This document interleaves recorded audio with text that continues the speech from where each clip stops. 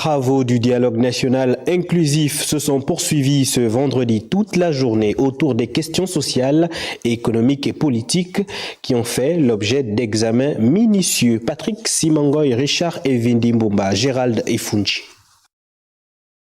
Ce dialogue national inclusif est une chance inespérée de briser le cycle des rendez-vous manqués depuis la conférence nationale de 1990. Les 600 commissaires sont déterminés à rendre aux Gabonais leur dignité par la prise en compte de leurs attentes légitimées par l'armée gabonaise à l'origine du coup de libération du 30 août 2023 perpétré par le Comité pour la transition et la restauration des institutions que dirige le général le président de la République, chef de l'État, Brice Clotaire Oligui Nguema. Les travaux du dialogue national inclusif se sont poursuivis ce vendredi 12 avril ici sur le site d'Angonje. Les thématiques retenues dans les 3 commissions, à savoir politique, économique et sociale, continuent de faire l'objet d'examens minutieux. Au niveau du social, les questions liées à la jeunesse ont porté sur la lutte contre la délinquance juvénile et la lutte contre la discrimination et la maltraitance infantile, mais aussi sur la lutte contre l'oisiveté afin de favoriser la cohésion sociale.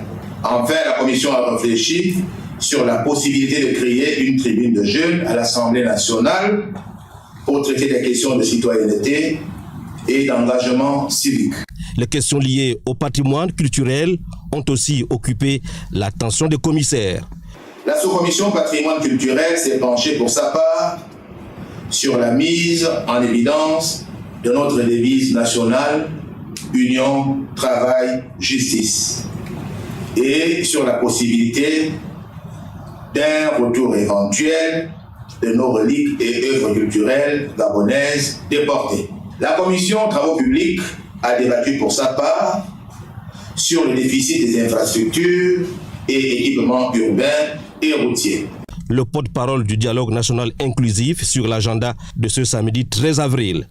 Le bureau du dialogue national inclusif porte à la connaissance de l'ensemble des organes de presse qu'en lieu et place du point de presse, une conférence de presse est organisée dans cette même salle demain samedi 13 avril à 16h précises. Ce vendredi, la tradition de descente de couleurs a été respectée sur le site d'Angonje. Les membres du bureau national, les présidents des commissions et sous-commissions et les compatriotes impliqués dans l'organisation du dialogue ont tous, comme un seul homme, pris part à ce rituel devenu une disposition républicaine instaurée par le Comité pour la transition et la restauration des institutions depuis le 4 novembre 2023, il y a 6 mois. C'est dans ce contexte de restauration